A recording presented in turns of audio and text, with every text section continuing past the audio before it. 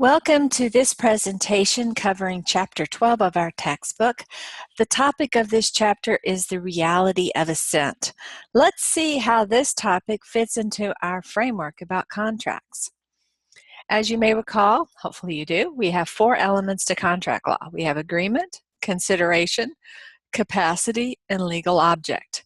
We covered agreement in Chapter 9, we covered consideration in Chapter 10, and we covered capacity and legal object in Chapter 11, and now we're up to Chapter 12. When we were in Chapter 9, we covered basically pretty thoroughly the topic of agreement. We talked about offers and we talked about acceptance. But there was one aspect of the idea of acceptance that we didn't explore in Chapter 9. And the way our textbook has set it up is that they carve that topic, which they're calling reality of assent. It's sometimes called mutual assent.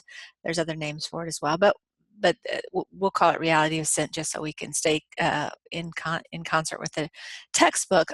Anyway, they have this one topic that they've carved out that they've decided to put in Chapter 12.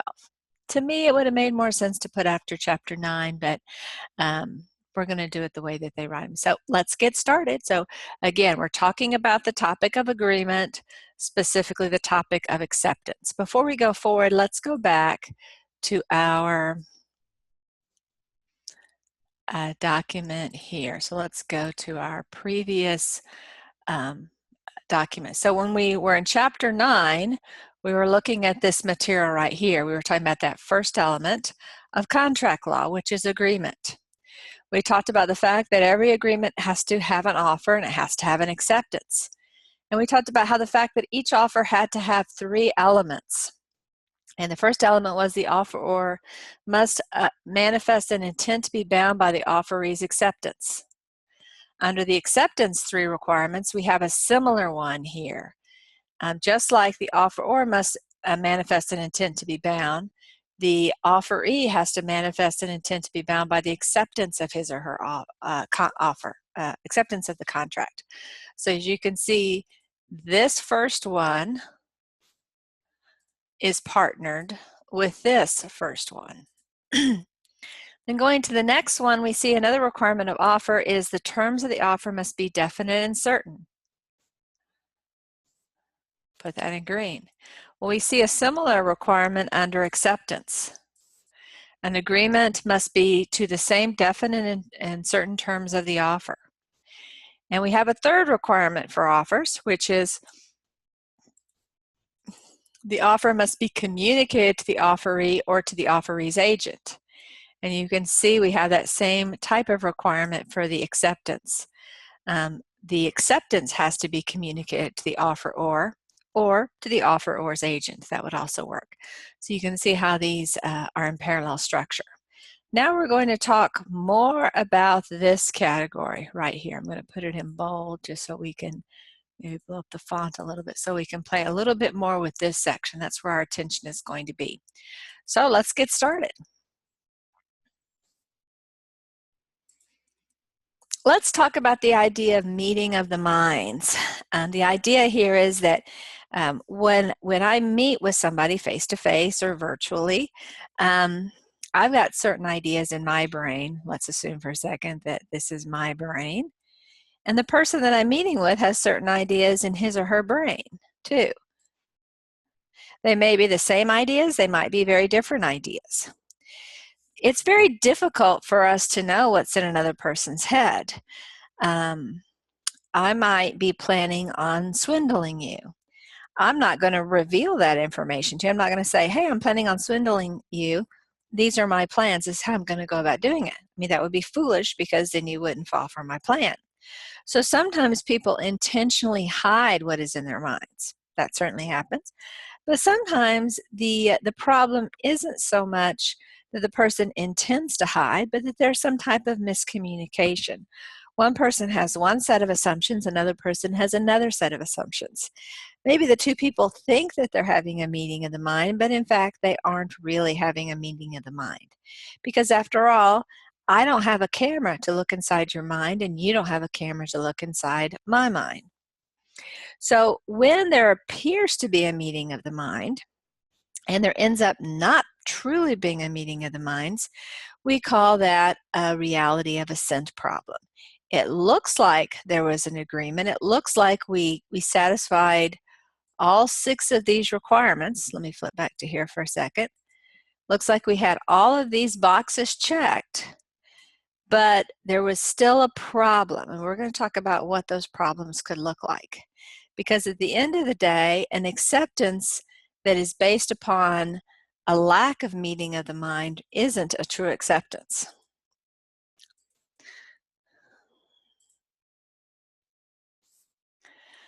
Okay, so before we talk about the times in which, or the circumstances in which we might actually lack a meeting of the minds, let's just assume we've got that part of the story nailed down and we've decided when there isn't a meeting of the mind. Well, what are we going to do with the contract? Well, what we're going to do is we're going to say that it really isn't a contract, because after all, you don't have a true acceptance under those circumstances. And of course, if you don't have a true acceptance,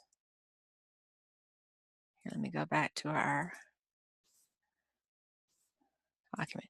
If you don't have a true acceptance, then you don't have an agreement. And if you don't have an agreement, you don't have a contract, because acceptance is an element of agreement and agreement is an element of contract. So usually these contracts are going to be voidable. One or both parties will have the ability to change their mind, to get out of the contract. And again, the term rescinded in this context means to cancel a particular contract. Now, which party can void a contract and which party can't is going to turn on the circumstances of the case. So we'll talk about that as we approach various scenarios. So here are a list of 5 obstacles that can happen that can undermine that reality of assent, that can make that thing that sounded like an acceptance not be a true acceptance, and therefore there is no contract. So we're going to look at mistake, misrepresentation, and under misrepresentation we're going to have 3 flavors of that. We'll call them A, B, and C. And then we're going to have undue influence, duress, and unconscionability. And just like when we talked about this topic in Chapter 11, we'll have procedural unconscionability and substantive unconscionability. So let's get started on mistake. Mistake is exactly what we think it is. It's what we use the term in the law the same way that we would use it in everyday conversation. If I get lost and am driving around town and I think a road is one way going east and it's in fact one way going west, and I turn the wrong way on that one-way road, we say it's a mistake. I made an error. That's what a mistake is, and that's what we have when we're talking about contractual mistake. It's an erroneous belief, and of course erroneous, you can see the word error in the word erroneous. It's an erroneous belief about the facts of a contract at the time the contract is concluded. And when I say concluded here, I mean when the contract is being agreed to, not when the parties have actually performed under the contract. So this is the moment that the 2 parties shake hands, the 2 parties sign on the dotted line. That's the time we care. We care when they are entering into the decision to enter into the contract. If one or both parties have a mistaken understanding of the facts at that time, then that's a mistake scenario.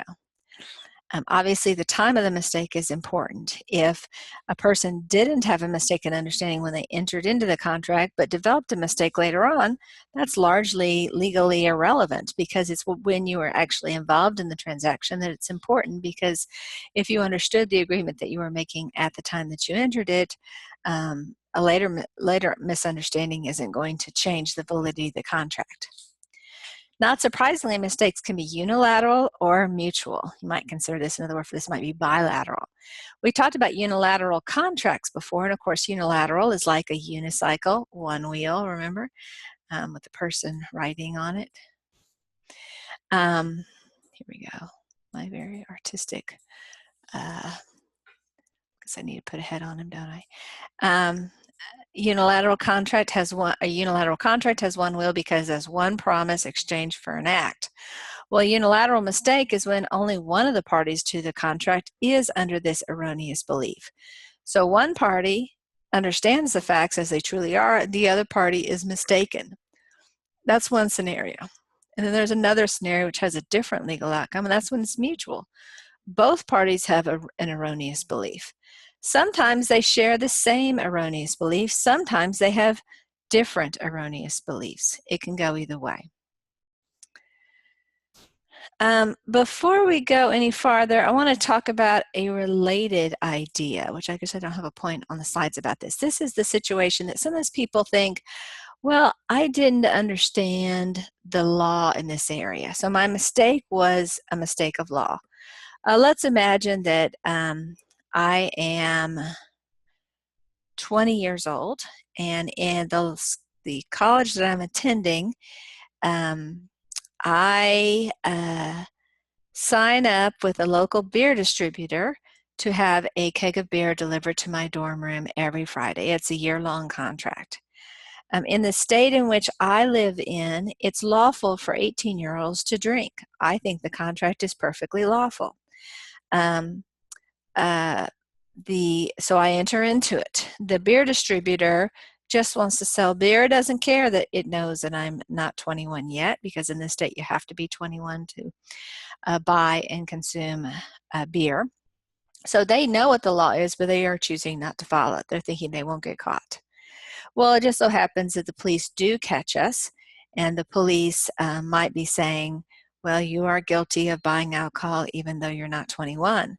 I would probably love to say, oh, I'm sorry, I didn't know what the law was. I would never have disobeyed the law if I had known that I had to be 21. In the state where I come from, I only have to be 18. I assumed that was the law here.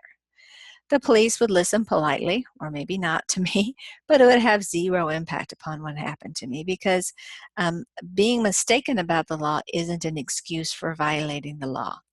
The law, in fact, assumes that each one of us has a 100% perfect understanding of the law. Obviously, that's completely unrealistic. No one has that understanding of the law, not even a Supreme Court justice or the head or the Attorney General of the United States would have that perfect understanding of the law.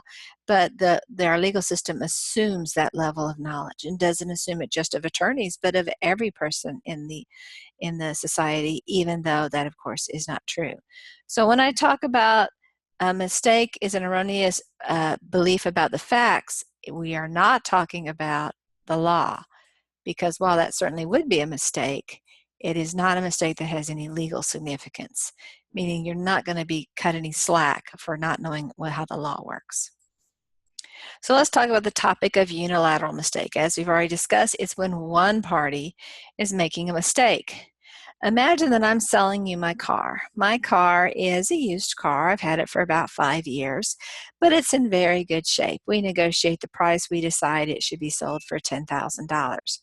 Before we actually complete the transaction, though, you look it over. You're looking around to see, you go give a test drive, you open up the hood to see what's underneath, you inspect it for scratches and other problems.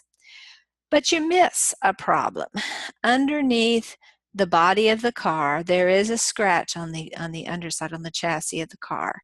It's very small. It has no structural implications, and honestly, no one's going to see it. But if someone were to see it, it doesn't look the best. It's it's a scratch on the metal. You never see this scratch. We conclude the contract. At some later time, you say to me, you're dissatisfied with the deal, and you want to rescind the contract. And you say, I was the victim of a unilateral mistake. I didn't know about that scratch under the body of the car. Well, I would say, under those circumstances, well, that's not a material fact. I mean, a material fact would be something like the mileage on the car, or whether the car had ever been in an accident, or what the model and make of the car is, or what the year of the car is. Those would be material facts. But a minor scratch on the underbody of a car is not a material fact. So it's irrelevant that you had a mistaken belief about it, because it's just not that important. When we use the term material in law, we're not referring to cloth. We're referring to something that is important, that is sufficiently important that it might have caused someone to make a different decision. It's a deal breaker scenario. Well, would a scratch on the underbody of a car be a deal breaker when somebody is buying a used car for $10,000? I think it's pretty obvious that it wouldn't be. And so I think even though that obviously is a mistake, it's not a material mistake. But even if it were a material mistake, let's say it was a scratch on the body of the car that was truly disfiguring, and so it was a material mistake. Well, still, a unilateral mistake is not going to void a contract. The idea is one person has a mistake, the other person didn't. Assuming that the one person who didn't make the mistake wasn't trying to deceive the other person, why should the person who didn't make a mistake not have his contract offered because the other person was too lazy or too sloppy to confirm all the facts? I mean, after all, if you choose not to nail down your facts, that shouldn't be an excuse for you to be able to get out of deals. The court would say, listen, I'm not your nanny. You need to research the facts well enough before you enter into a contract. If you aren't sure about the facts, you need to spend more time doing the research. If you make a bad decision, you ought to bear the consequences of that. Of course, there are some exceptions. You probably discovered this at this point, that almost any law or any rule at law is going to have some exceptions, and this rule does have some exceptions. We've identified 3 right here, where a unilateral mistake involving a material fact could void a contract. One might be that one party made a mistake about a material fact and the other party either knew or had reason to know about the mistake and didn't say anything. So let's say that when you're looking over my car, you say to me in passing, yeah, it's just really important to me that there not be any scratches on any car that I buy. And I know about that scratch on the underbelly. And so I know that you wouldn't complete this transaction if you knew about the scratch. And obviously you don't know about the scratch given the fact that you are still interested in buying it. If I don't disclose to you, well, you know, before you buy the car, maybe you ought to look underneath the car just to make sure you're okay with how it looks down there. Since I don't suggest that to you, even though I know that you are about to make a unilateral mistake, a court might conclude that the contract can be voided under those circumstances. Another situation could be a clerical error as long as it didn't result from gross negligence. So let's imagine the contract lists the wrong model year of the car. That's just a clerical error. It's not some error that somebody did on purpose. When you see that year, you assume it's the correct year. I happen to know that it really was a 2008 car. You assume it's well, let's say it was a 2007 car and you see 2017. You think the car is just a few months old. Because you don't realize that there's a clerical error under those circumstances. That could be a situation where unilateral mistake might be considered such that might void the contract. The idea being, look, you know, you ought to be able to trust the documents that you get to review them. And finally, if the mistake is so serious that the contract becomes unconscionable, it is so lopsided that any reasonable person would say, well, gee whiz, it's hard to believe that a person, if he had understood the deal, would have ever agreed to those terms. Obviously, this is a big deal about this mistake. It's a really, really momentous change in the law. Let's imagine going back to my car. Let's say that my car, which I'm selling for, we'll say $15,000, doesn't have an engine in it. I didn't hide that fact. I even suggested that you open the hood to look inside, but you said, oh, I don't know anything about cars. I wouldn't even know what I was seeing. I don't see any reason to do that. I suggested you take it for a test drive. You saying, no, I don't really feel like it. This looks like a good deal. I'll go ahead and buy it. Well, when we conclude the transaction and you put the key in the ignition and nothing happens, at that moment you realize, oh my gosh, there's no engine here. I knew the whole time there wasn't an engine. So it's a case of unilateral mistake, but it's a unilateral mistake about a material fact. You never would have bought a car without an engine, and so that situation sounds like a unilateral mistake that would be unconscionable to allow that contract to go forward. An argument could also be made that I committed a fraud on you. I should have said, hey, just so you'll know, there's no engine under the hood. By me suggesting you go test drive, it suggests that that is a possibility. So sometimes a unilateral mistake that's a really, really serious level could also raise issues of fraud. Let's talk about mutual mistake. Now, under unilateral mistake, there's usually no relief to the person who's mistaken. Under mutual mistake, though, usually you are going to get relief. So what's the definition of mutual mistake? It's pretty intuitive. It's kind of what we already think it's going to be. It's when both parties to the contract have made an error about a material fact. Again, a material fact is the same thing we talked about before. It's a fact that's important. It's a deal-breaking change or a term in the contract. Okay, so what do we need to have to somehow make, what type of mutual mistake is going to cause there not to be an acceptance? Well, first of all, it has to be a basic assumption about the subject to the contract. This again goes back to the idea of material fact. And so examples of what the mistake must be about is like the quantity or quality of the items. Those would be examples. It has to have a material effect upon the agreement and an adverse effect upon the person who did not agree to bear the risk of mistake at the time of the agreement. This is important. Let's talk a little bit about risk sharing here. Sometimes when parties enter into a contract, one party elects to take on some kind of risk of uncertainty. In most transactions, there's some risk that things aren't going to go the way that the parties have planned. Let's imagine this scenario. I have a widget factory. You own a toaster factory. You need to buy some of my widgets. The metal that I use to make these widgets are made from a cheap metal alloy. The price of the metal that I use per widget is about 10 cents. Not very much money. But one of the challenges with this alloy is that one of the metals that is used in the alloy is actually mined in a particular country. Most of it is there. And this country has from time to time had a political instability. And when there is political instability, the price of this metal can skyrocket for that period of time. So right now it only costs me 10 cents per widget for the raw materials, but it could go up to $10 if really things get pretty dicey. So there is this small risk of a dramatic change in the price.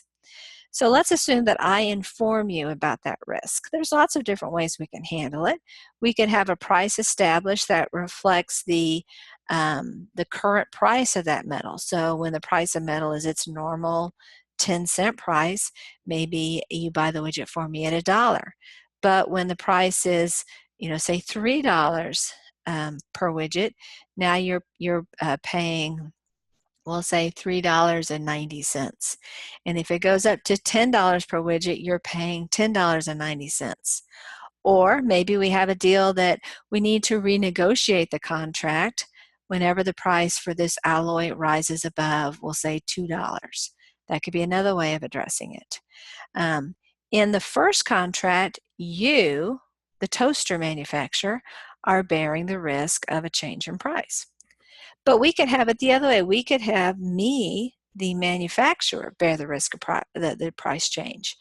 And so into this scenario, you lock in the price of $1 per widget. And no matter what the price of that alloy is, you may be paying a relatively high price when the price of the metal is only 10 cents, but you're getting a really, really good price when the price of that alloy jumps to $4, for example.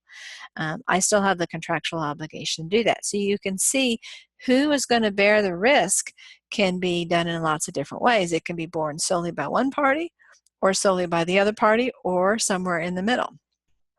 When one party agrees to bear the risk, to whatever extent he or she does, many times he or she will also get some kind of concession from the other party. For example, if I'm agreeing to bear the risk of whatever the price of that alloy is, perhaps you pay just a little bit more than the usual price per widget. If you are the one who's going to bear the price of the alloy jumping up, then maybe when the alloy price is low, you get a bit better deal. Instead of paying $1 per widget, maybe you're paying 80 cents per widget. So just because one party is bearing the risk doesn't make that party a hero. That's just the way they have decided to apportion the risks. Usually that person is being rewarded in some other respect in the terms of the contract. So one of the things that can happen, one way that the parties can address this problem or the possibility of mutual mistake, is by having one party bear this risk. Let's pause and think for a second. Do the parties, when they're entering into the agreement, do they know if there's a mutual mistake or not? Of course not. If they knew there was a mistake, they would clarify it before they go forward. So whenever a mutual mistake occurs, it's something that the parties find out about at some later date. They don't know about it now, and if they did, they'd solve the mistake. They would solve the point of confusion, they would get the right information, and they would make a better decision. But even though the parties, when they enter into the contract, don't know for sure that there is a mutual mistake and don't know for sure what the mutual mistake could be about, they know that it's a possibility because, again, we don't, any of us, have a camera to look into the brains of somebody else. I can't see what's going on here, and you can't see what's going on inside my brain. So there is that possibility of a mutual mistake. So what we could say is, hey, you know what? I'm going to take the risk of a mutual mistake. If a mutual mistake actually happens, I can't sue you and try to get out of the contract because of the mutual mistake, but you could. And in exchange for me bearing this risk, perhaps I get another one of our terms being more favorable to me. So sometimes one party will bear this risk, and it's actually stated in the contract. Of course, probably more commonly, this isn't addressed in contract because mutual mistake cases aren't super common. Okay, so let's talk about, well, actually, first of all, let's talk about Simkin versus blank. This is from our textbook. Many of y'all probably recognize this face. This is Bernie Madoff, once a very respected Wall Street man. He is now serving time in prison, probably for the rest of his life. He was involved in an elaborate Ponzi scheme that spanned for several years. And many people, unfortunately, were badly hurt by this. Widows, orphans, charities, rich people, poor people, lots and lots of people were harmed by Mr. Madoff's scheme. And two of those people, well, actually one of those people who were harmed was the married couple, Simkin and Blank. I don't know which one is which. I'm going to call this first one Mr. Simkin, and I'm going to call the second one Miss Blank. They were married to each other, and at some point in their marriage, they decided to invest in Mr. Madoff's business. And again, it was a very respectable thing to do. He was a very successful and well-regarded investment manager, I guess hedge fund runner. So they were wealthy people, and they decided to invest in Mr. Madoff's investment products. And they would get these reports indicating that they were earning lots and lots of money.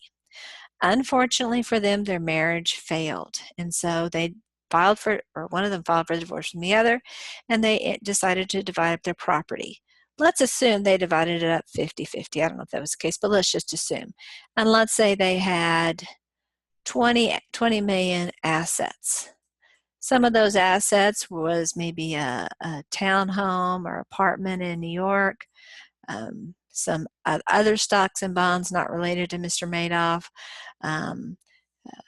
maybe some property in the country. They had a variety of assets, and Mr. Simkin got 10 million of it, and Miss Blank got 10 million of it.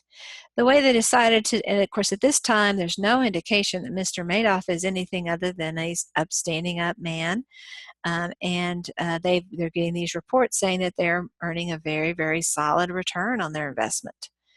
So Mr. Simkin says, look, I'll take the account that we have with Madoff. It's worth about $10 million.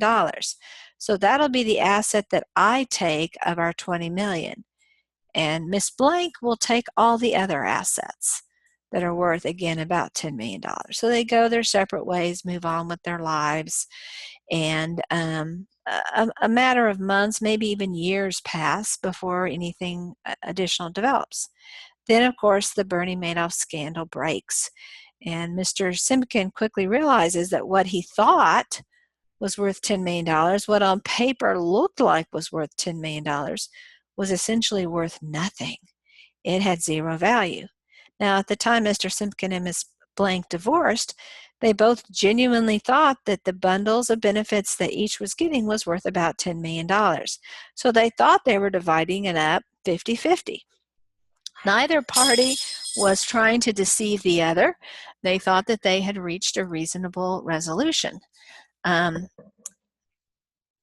now, of course, Mr. Simkin basically has zero assets, and Ms. Blank still has the $10 million of assets.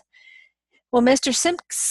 Simkin wants to reopen the divorce, not because he wants to reconcile with his wife, or his ex-wife, but he wants to redivide the assets. He says, look, we thought we had 20 million, but we really only had 10 million. We had the 10 million that Miss Blank currently owns. And so what we ought to do is take that 10 million and divide that 50-50. Miss Blank ought to get 5 million and I ought to get 5 million. Miss Blank says, well, I'm very sorry that Mr. Simkin lost the money through Bernie Madoff's scheme. I of course, had nothing to do with that, but we've already gotten divorced, and we've been divorced for some time. Our divorce is settled, and this is my money, and Mr. Simkin needs to move on with his life.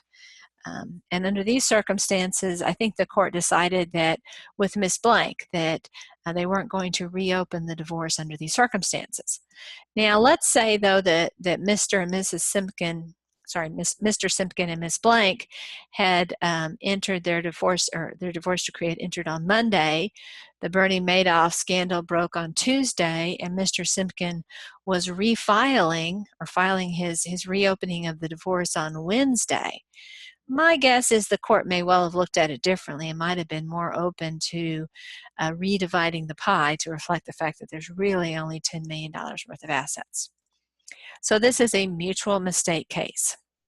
But let's talk about the famous mutual mistake case, the Raffles v. Rickleshouse case, which is oftentimes called the Peerless case. There's information about this in Canvas. If you ever elect to go to law school, it's practically guaranteed you will hear about this case. It's a famous one. It's actually arising out of the English court system, and it is a case of mutual mistake. You do need to know the name of this case and what this case is about in general terms.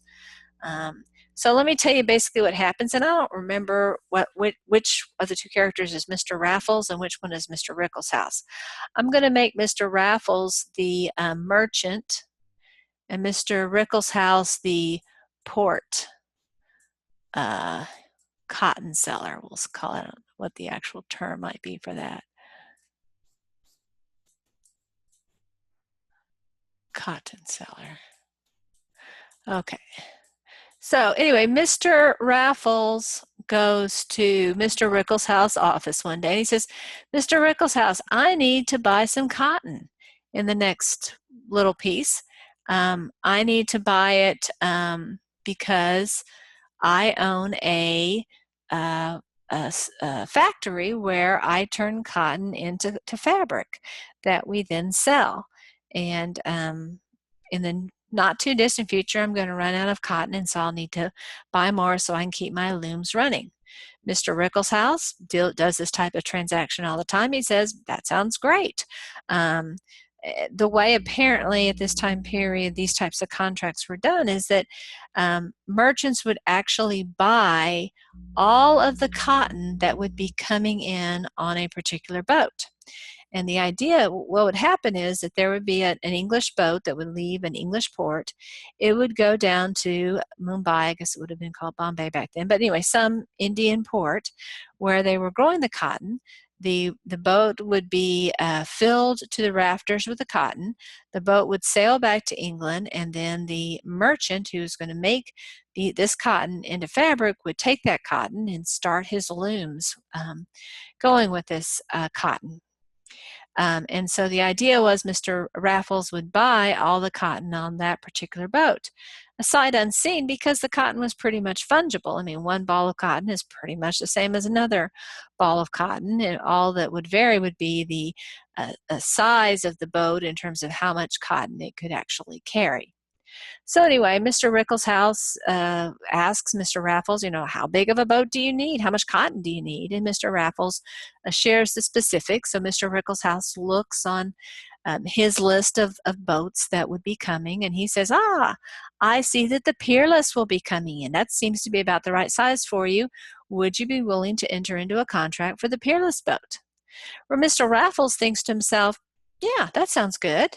Mr. Raffles happens to know that the Peerless boat is scheduled to arrive in port in October, which will be about the perfect time for him because that will be about the time that he will have run out of cotton. So Mr. Raffles signs on the dotted line, leaves happy with the transaction. Mr. Rickleshouse is also happy with the transaction.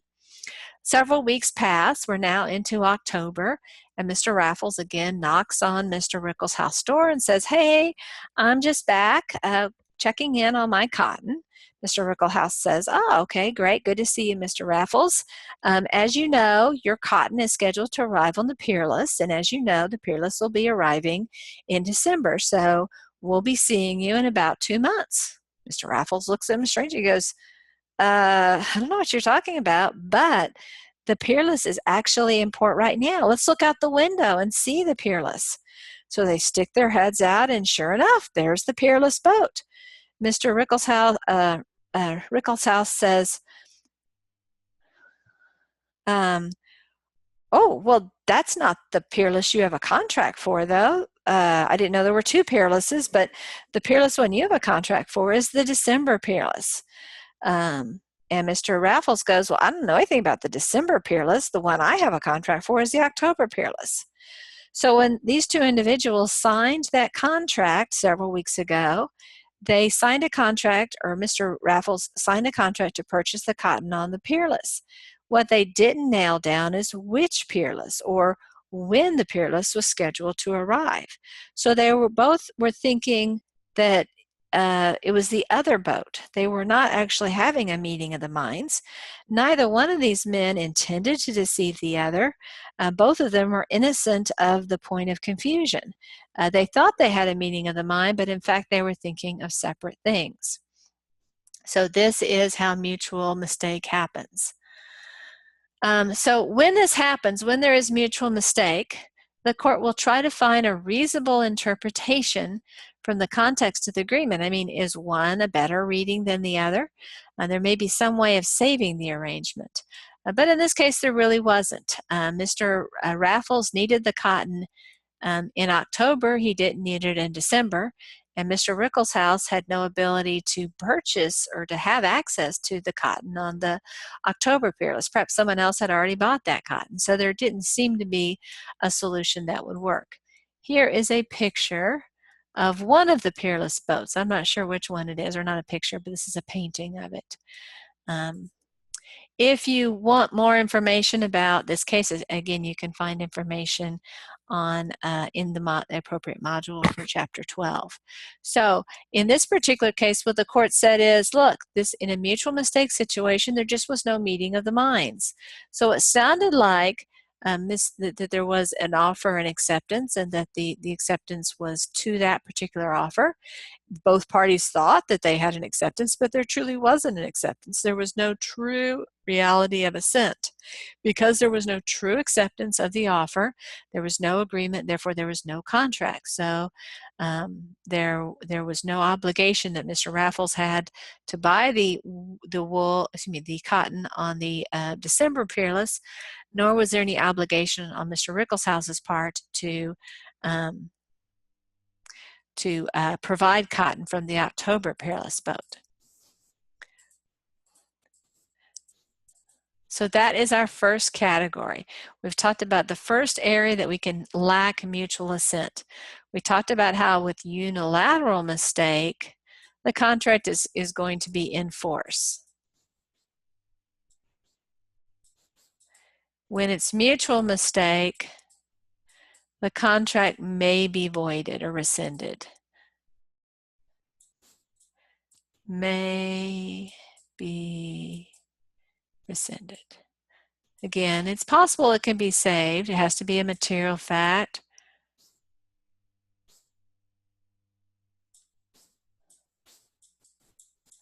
Okay, so let's go on and talk about misrepresentation. This is one of these terms that there's lots of different ways of dividing up this topic. The way our textbook does is it breaks it up into 3 different categories. But before we break it down into more categories, let's look at the definition. A misrepresentation is an untruthful assertion by one of the parties about a material fact. So it still needs to be a material fact. And we can see here the breakdown. A representation is an assertion, right? So this is the same thing as this. And we have the word mis, we have that it's untruthful or it's wrong. Untruthful may not be the best word here, because to me, when I hear the term untruthful, it suggests some level of intentionality. I knew the truth and I chose to say something different. But we'll see here the way this term actually plays out is sometimes the person making the misrepresentation didn't intend to lie, thought he was telling the truth. And the way our textbook breaks this up is into 3 different categories of misrepresentation: innocent, negligent, and fraudulent.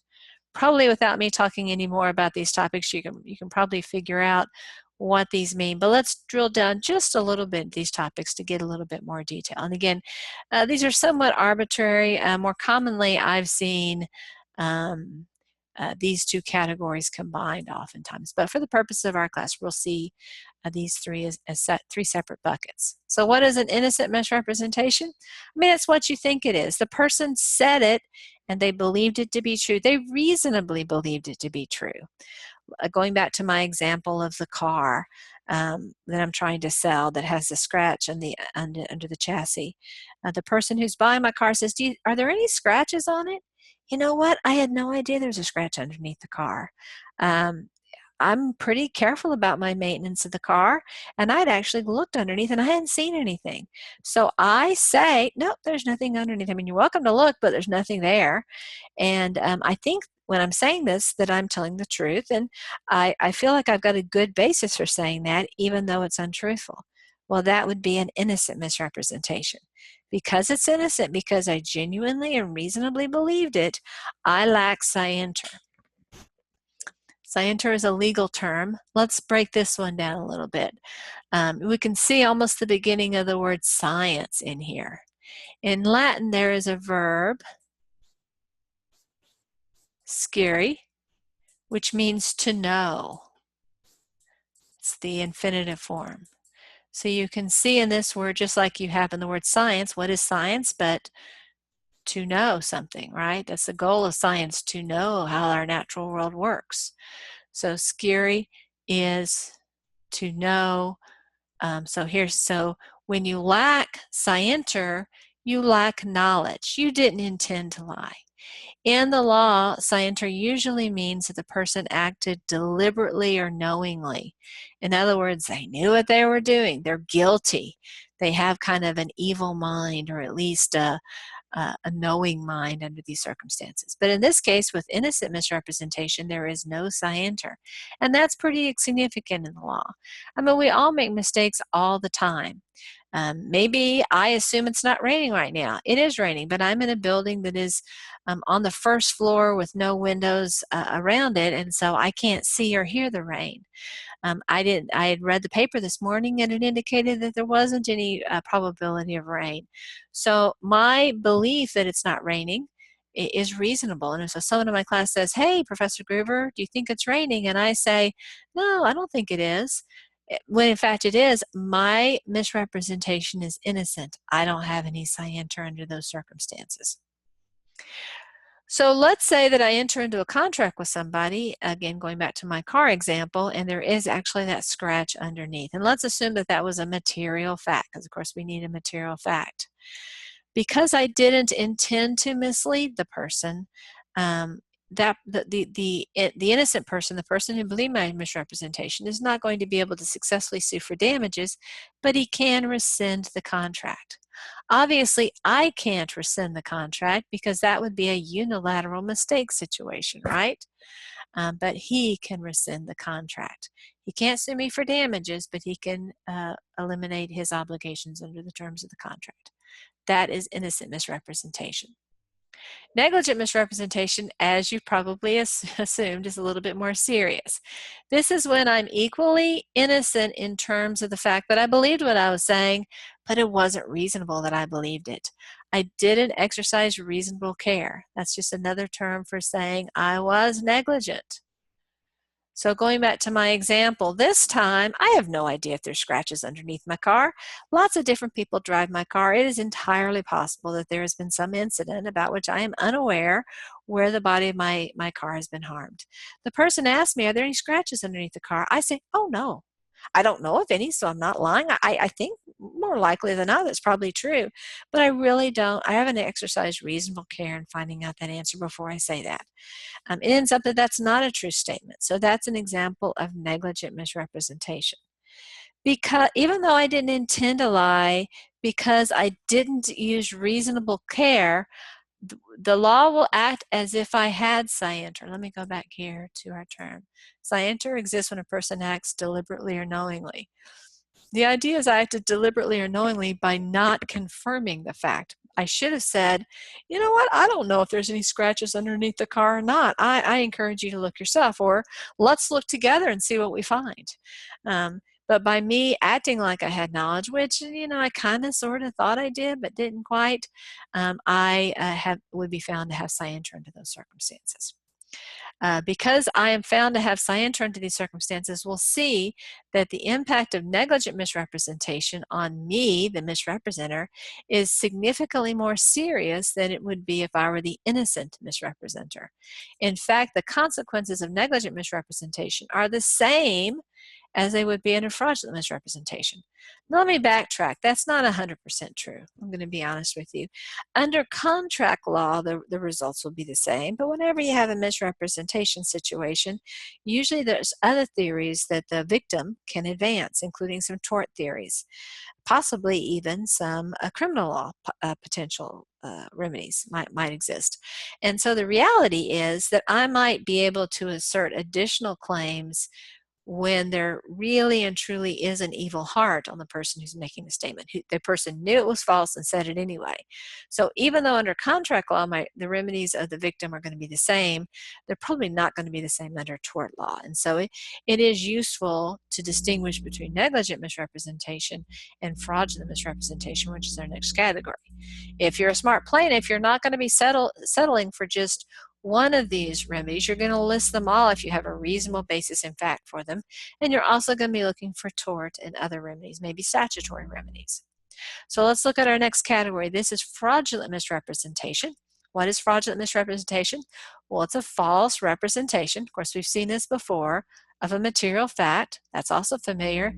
That is consciously false and is intended to mislead. I am intending to defraud this person. Obviously, scienter in this case, if I can prove my claim, is going to be very clear. This is a case of intentional misrepresentation. So the issue is more serious. Now, obviously, this is more difficult to prove than the negligent misrepresentation claim. And so what you might say if the only claim you have is a contract claim is, why sweat it? Why worry about proving fraudulent misrepresentation when you get the same goodies by proving the negligent misrepresentation? Well, again, it goes back to the other claims that you might make. There really is no advantage under contract law, but there can be under other varieties of law. Okay, so let's look at what I need to prove if I'm going to prove fraudulent misrepresentation. I've got to prove 4 things. So let's look at those 4 things. The first thing is a false statement was made about a past or existing fact that is material to the contract. Well, that's basically the definition. Let's refresh what the definition is. Fraudulent misrepresentation is a false representation of a material fact. So basically this is the same statement. We'll talk a little bit more about the ins and outs of this claim on the next slide. So hold that thought in your head, but let's move on to the next one. The person who's making the fraudulent misrepresentation has to intend to deceive the other person. Now, of course, it's sometimes difficult to prove intent because I'm probably not going to say on the witness stand, oh yeah, I'm intended to deceive the other person. I mean, people usually don't confess to that. So what the jury is going to have to do is look at the evidence and connect the dots. They're going to look at circumstantial evidence. They're going to look at what I said, how I said it, what knowledge I had access to, and what my possible motivations could be. So it can be inferred based upon the totality of circumstances. So once the victim can prove that a false statement was made about a material fact and prove that I intended to deceive, the next thing that the plaintiff has to prove is that he, the plaintiff, justifiably relied upon the false statement. The only time that he's not likely to, obviously he relied upon it because otherwise he wouldn't have a claim. Typically this becomes an issue or is only going to become an issue when the reliance wasn't justifiable. So let's say I said, going back to my car example, I'm trying to persuade you to buy my car for $15,000. And as we're talking about it, I say, oh yeah, this car has kind of a neat feature. It can fly. In fact, just last weekend, I flew it to Mars. Had a great time. It's a beautiful planet. I really, really recommend you stop there over a weekend. You'll have a great time. Okay, and so you're thinking to yourself, gosh, I'd love to go to Mars for $15,000. That sounds amazing. I wasn't planning on buying the car before, but gosh, to go to Mars? Sure, I'm on board with that. The problem you're going to have is you're an idiot. You should not have believed me because that's ridiculous. Obviously, a car can't take you to Mars. You should not have relied upon that. And because you relied upon it, the court is not going to say, well, poor thing, you're too stupid to live, kind of. Instead, the court's going to say, grow up. You're not a baby. We're not your nanny. You need to apply some common sense here.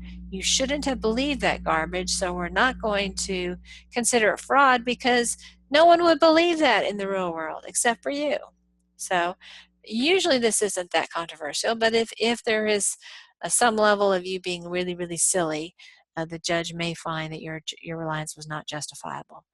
And finally, you have to prove damages. You always have to prove damages in the case. You have to show how you were harmed as a result of the action. Usually this isn't a problem. So let's drill down a little bit more with this first item. A false statement about a past or existing fact that is material to the contract. Let's see what else we need to know about that particular claim.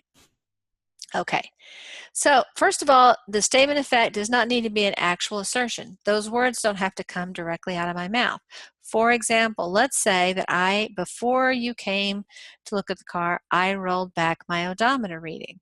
I never said a word about the odometer. In fact, you may never have mentioned it.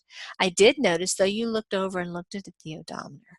The odometer was kind of low given how old the car was, and you might have thought to yourself, oh, this is good. This car hasn't been ridden around too much. I never said anything about it, and yet you could have easily relied upon that. That might have been a material fact for you. And so I didn't say a word, but my behavior, by rolling it back, acted as an assertion. It probably would be an assertion even under another circumstance. Let me give you an example. Back when I was a teenager, there was a period of time that my mother's car, the odometer, stopped working. Also, the speedometer stopped working. It was about a year before my mother went and got it fixed. And so when it came time for her to sell the car, the odometer reading was about 10,000 miles light. Now, she didn't know exactly how far it was, but about 10,000 miles light. Now, she didn't break the odometer function. She didn't intend for it to read inappropriately. So she doesn't have any culpability in the fact that the number was low. But when she sold it, she told the person, look, I know it says it's this much, but it's probably about 10,000 more because there was about 12 months where it wasn't working.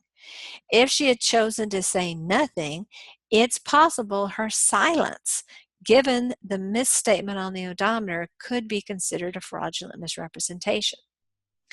So we see this with concealment. That's one way you can have a fraudulent misrepresentation. Again, rolling back the odometer before selling it. You're not actually making a statement, but you're concealing the true facts. Another situation can be the non-disclosure. Now, usually this isn't going to result. If the person that you're trying to contract with wasn't smart enough to ask the right question, you don't have to volunteer bad facts.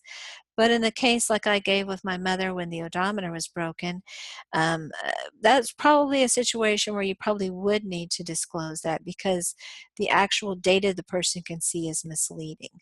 But let's say that the odometer reading was saying 00000, and the car is 5 years old, and the owner has represented, yeah, I didn't drive it a lot, but I drove it around town a little bit.